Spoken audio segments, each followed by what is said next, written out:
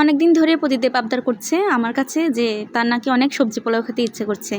তো আর দেরি না করে আজকে সবজি পোলাও রান্নার জন্য লেগে পড়লাম। তো ঘরে তেমন একটা সবজি ছিল না, তো যা ছিল তাই দিয়ে আজকে সবজি পোলাওটা রেডি করলাম। নিরামিষভাবে সবজি পোলাও রান্না করলে সত্যিই অনেক ভালো লাগে খেতে। তো আমাদের ঘরে সবাই অনেক পছন্দ করে সবজি পোলাও খেতে। আমার শাশুড়ি মা বললো যে লাউটাও দিয়ে দিতে, যে সবজি পোলাওর মধ্যে। আমি বারণ করলাম যে সবজি পোলাওর মধ্যে লাউ দিলে হয়তো ভালো লাগবে না, আমি আগে কখনো লাউ দিয়ে সবজি পোলাও রান্না করিনি। তো সবজি পোলাওর সাথে বুটের ডালের ডালনা তো অবশ্যই লাগবে।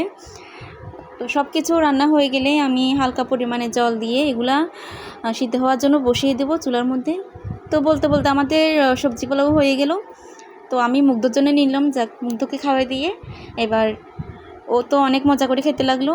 তো সবার শেষে আমিও বসে গেলাম খাওয়ার জন্য। মুখে দিয়ে দেখলাম যে না, অনেক ভালো হয়েছে খেতে। নিজের প্রশংসা নিজেই করলাম আর কি।